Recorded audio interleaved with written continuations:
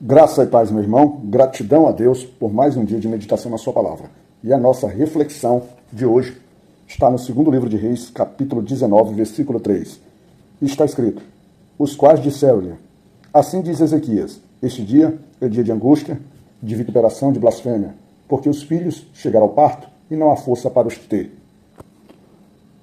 Se você acompanhou o nosso devocional de ontem, você lembra que Eliaquim, que era o mordomo, Sebna, o escrivão, né? E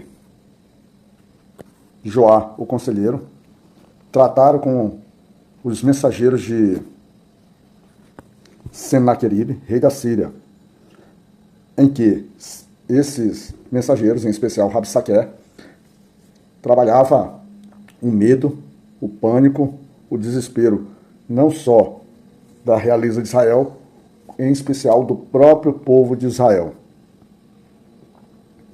Ao saírem da presença de Rabsaqué, foram agora, neste momento, até o rei Ezequias, levaram todas as informações. Só que eles chegaram para o seu rei Ezequias, eles haviam rasgado a roupa diante de Rabsaqué. Ao chegar ao rei de Judá, situação idêntica aconteceu. O rei de Judá, Ezequias, rasga suas vestes e procura a casa do Senhor.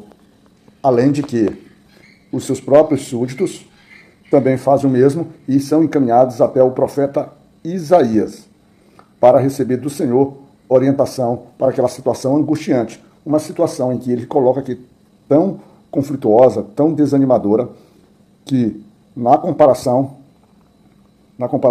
levada ao profeta Isaías, o povo, o próprio rei se sentia como se estivesse no momento de ter o filho, mas não tinha força de ter o filho. Ou seja, basicamente encontraria a morte, tanto do filho, que é o povo, quanto do próprio reinado.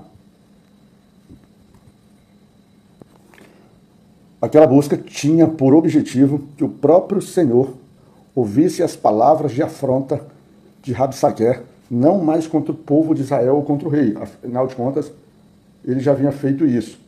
Mas as palavras de Rabsaqué eram contra o próprio Deus.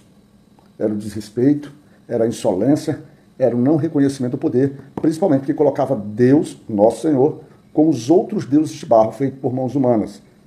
Então, somente o Senhor poderia mostrar que Deus realmente é Deus. E Isaías, ao receber os mensageiros, que foi Eliaquim, Sebna e os anciões sacerdotes, todos eles com vestes, todos eles cobertos de pano de saco, para mostrar a angústia, para mostrar a humildade e o sofrimento que o povo estava ali, recebe do profeta Isaías a mensagem do Senhor que dizia para que eles não temessem. Aquilo que normalmente o Senhor, quando você vive com o Senhor, é a resposta que ele dá: não temas, não temesse, porque Deus faria com que o rei Senaqueribe recebesse uma notícia e ele iria se dirigir e lá na sua terra, retornaria à sua terra, e lá na sua terra ele iria cair, ou seja, ele morreria. Ou seja, a ação do Senhor manda os corações do rei e do povo se acalmarem, demanda manterem a confiança, se estabelecerem na fé, coisa que, aliás, essa ida dos mensageiros de Judá a Isaías é uma demonstração que a fé está estabelecida naquele povo, no seu rei. Após isso, ao Rabsaqué, ao retornar, encontra o seu rei em combate contra Líbina. Né? O seu rei havia partido de Laquis, ou seja, retornado à sua terra e partido para Líbina, porque o rei tinha ouvido falar que o rei Tiraca, rei do Egito, estava se movimentando, se mobilizando para que ele fosse fazer guerras. E esse próprio rei da Síria, em ousadia, volta a enviar mensagens ao rei de Judá, ao povo de Israel, ao rei de Judá, ao povo de Judá, para renovar o seu pânico, para que eles mantivessem a certeza. Contudo, temos agora um povo renovado na esperança contra o inimigo que tenta renovar a sua altivez, a sua audácia. A sua, vamos dizer assim, retomada de ações agressivas sobre Judá, a gente pode perceber na mensagem no versículo 10 que diz: assim falareis a Ezequias, rei de Judá, dizendo: não te engane o teu Deus em que confias, dizendo: Jerusalém não será entregue na mão do rei da Síria. Ou seja, o rei assírio trata o nosso Deus, o nosso Senhor, o nosso Criador, como um Deus enganador, um Deus mentiroso, um Deus fraco, um Deus que não pode se confiar contra um Deus que não é Senhor dos exércitos. A ousadia desse rei assírio é tremenda, porque por vezes os nossos inimigos são realmente ousados. E para essa ousadia, precisa sim que a própria justiça do Senhor se estabeleça, porque nós normalmente estamos numa situação que humanamente não temos como solucionar. Precisamos das nossas forças espirituais, do nosso Deus, para que nos socorra. Assim como é dito lá em Salmos 119 ou 121. Sempre de onde me vem o socorro? E o socorro vem dos montes, vem dos altos, o socorro vem de Deus. E Ezequias, ao receber novamente essas mensagens, ele retoma a sua confiança no Senhor, ele retoma, vamos dizer, a sua necessidade de ir à presença da casa de Deus, e outra vez vai à casa do Senhor, outra vez vai perante o Senhor e ora, mais uma vez buscando o socorro do Senhor. E na sua oração, no versículo 16, diz assim: inclina, Senhor, o teu ouvido e ouve, abre, Senhor, os teus olhos e olha, e ouve as palavras de Senaqueribe, que ele enviou para afrontar o Deus vivo. Senhor, não deixa que um pequeno homem afronte um Deus tão poderoso. E conclui no versículo 19: agora, pois, ó Senhor, nosso Deus, ser servido de nos livrar da sua mão, e assim saberão todos os reinos da terra que só tu és o Senhor Deus. E é claro que essa oração feita ao Senhor de todo o coração, ela tem suas respostas. Por quê? Porque a própria palavra de Deus diz que o coração do justo, a oração do justo tem seus efeitos. A palavra de Deus diz que quando a gente pede mal, a gente não recebe porque pede mal, pede desagrado à vontade do Senhor. Mas aqui nós temos que Ezequias era um homem reto. Ezequias dava testemunho e manifestação de fé. E quando você vai entre o versículo 20 até o versículo 34, o profeta Isaías manda dizer a Ezequias aquilo que o Senhor estabelece. Recomendo que você leia. Mas a gente vai concluir com a primeira parte do versículo 30, com o versículo 32 e com o versículo 34, essa parte que eu citei, que diz assim: portanto, assim diz o Senhor acerca do rei da Síria: não entrará nesta cidade, nem lançará nela flecha alguma, nem tampouco virá perante ela com escudo, nem levantará contra ela tranqueira alguma.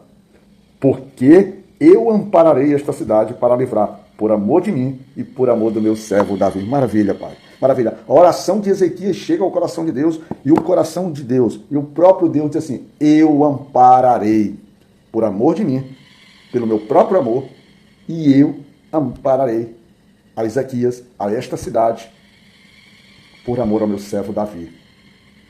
Deus é um Deus de aliança, e a palavra de Deus o tempo todo vem falando sobre obediência e sobre aqueles que amam e que andam nos caminhos do Senhor, amam a palavra de Deus e andam nos seus caminhos. Deus não desampara. Mesmo quando nós, aparentemente aos olhos humanos, sucumbimos, como é o caso que por vezes nós morremos, que é um caminho natural aos olhos humanos, quando você está no caminho do Senhor, a tua própria morte representa a própria vitória, porque tu está indo na direção da casa do teu Pai. Tu está indo para o campo espiritual da presença do teu Pai. E é justamente essa certeza de que Deus se mantém justo, se mantém vigilante, se mantém nos acompanhando, colocando anjos ao nosso redor, ou seja, trabalhando o tempo todo, confirmando aquelas passagens bíblicas que diz: tudo contribui para aqueles que amam a Deus e andam nos seus caminhos. Nos dar essa certeza. Temos sim um exército poderoso, um exército de homens, um exército de cavalo, um exército de guerra, contra, nesse momento, um pequeno exército, que é o exército de Judá. Temos sim, mas temos aquele que é maior do que tudo, aquele que é maior do que o mar, aquele que é maior do que o tempo, aquele que é maior do que a terra, aquele que é maior do que todas as forças presentes sobre isso. Nós temos o Criador. E Ezequias tinha isso no seu coração. Ezequias tinha isso. E o Senhor, por meio do seu servo Isaías, traz essa boa notícia ao rei, traz essa boa notícia ao Judá, que Senaqueribe, com todo aquele exército, não teria condições de entrar na cidade de Jerusalém. A cidade de Jerusalém não tombaria naqueles tempos em que ela era governada por Ezequias, porque ali existia um servo do Senhor. Ali existia alguém que zelava pelas coisas do Senhor. E aí é um grande exemplo, é uma grande, vamos dizer assim, é um grande princípio, é um grande norte de seguimento para as nossas vidas. E neste cenário, o Senhor manda um anjo que sai e vai até os acampamentos, os arraiais onde os assírios estavam ajuntados. E para que você tenha uma ideia da dimensão do exército assírio, este único anjo, né, o anjo do Senhor, feriu 185 mil deles. E ao ver todos aqueles corpos, Senaqueribe, rei da Síria, retorna para Nínive. E ao chegar a Nínive, o que ele encontra? Ele encontra a morte. A morte que ele encontra, a morte praticamente dentro da sua família, dentro da sua casa, dentro do seu campo de proteção. E a gente então pode observar que aqui também se confirma aquilo que o profeta Isaías falou lá no versículo 7 desse mesmo capítulo, quando o nosso rei de Judá, Ezequias, havia mandado seus mensageiros na primeira vez e havia ido para a casa do Senhor orar, pedindo socorro ao Senhor, tá certo? Então, nós já sabemos o que fazer e como fazer. Agora é só seguir e confiar e viver essa confiança no Senhor. Graça e paz, Deus te abençoe e que o Senhor possa estar presente nas nossas vidas e protegendo nossa casa e nossa família. E que Deus nos cuide, irmãos.